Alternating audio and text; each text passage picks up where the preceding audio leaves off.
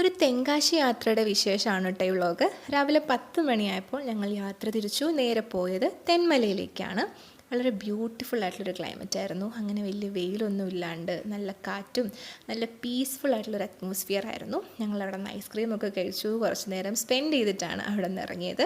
അവിടെ നിന്ന് നേരെ പോയത് ഫുഡ് കഴിക്കാനായിരുന്നു. നല്ലൊരു കടയിൽ കയറി ഊണൊക്കെ കഴിച്ചു ആൻഡ് അവിടെ നിന്ന് ഇറങ്ങി. ഇത് പുനലൂർ പാലമാണ്. ബ്രിട്ടീഷുകാർ 1904 പണി കഴിപ്പിച്ച റെയിൽവേ പാളമാണ്. ഇത് one of the oldest mountain rail lines ആണ്. അങ്ങനെ അതും കണ്ടു.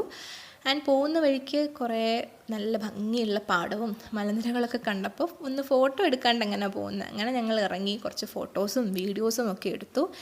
ആൻഡ് ഞങ്ങളിനി അടുത്ത് പോകുന്നത് കാശി വിശ്വനാഥ ക്ഷേത്രത്തിലേക്കാണ്.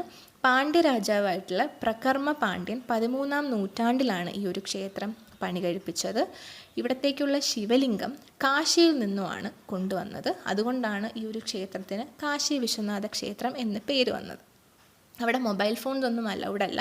പുറത്ത് ലോക്കറിൽ വെച്ചിട്ട് വേണം അകത്തേക്ക് തൊഴാനായിട്ട് പോകേണ്ടത്.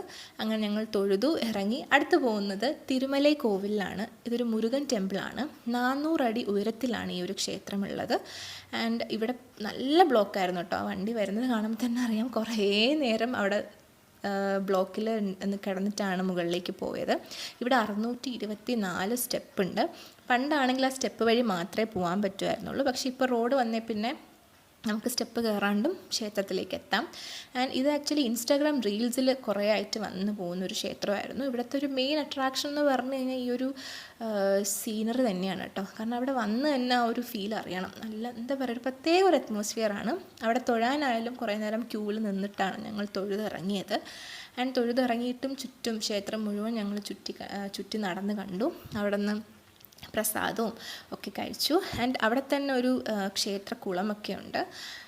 അങ്ങനെ കുറേ നേരം ക്ഷേത്രത്തിൻ്റെ അവിടുത്തെ ബ്യൂട്ടിഫുൾ ആയിട്ടുള്ള ഒരു സീൻസൊക്കെ കണ്ടു. ഞങ്ങൾ പതിയെ അവിടെ നിന്ന് ഇറങ്ങി. ആൻഡ് ഇതിപ്പോൾ രാത്രിയായി, ഫുഡ് കഴിക്കാനുള്ള സമയമായി. അങ്ങനെ ഞങ്ങൾ നല്ലൊരു ഹോട്ടലിൽ കയറി ഫുഡൊക്കെ കഴിച്ചു. ആൻഡ് നല്ലൊരു യാത്രയായിരുന്നു കേട്ടോ, ഒരു 1 ഡേ ട്രിപ്പ്. അങ്ങനെ ഞങ്ങളൊരു 11 മണിയൊക്കെ ആയപ്പോൾ വീട്ടിലേക്ക് തിരിച്ചെത്തി. അപ്പോൾ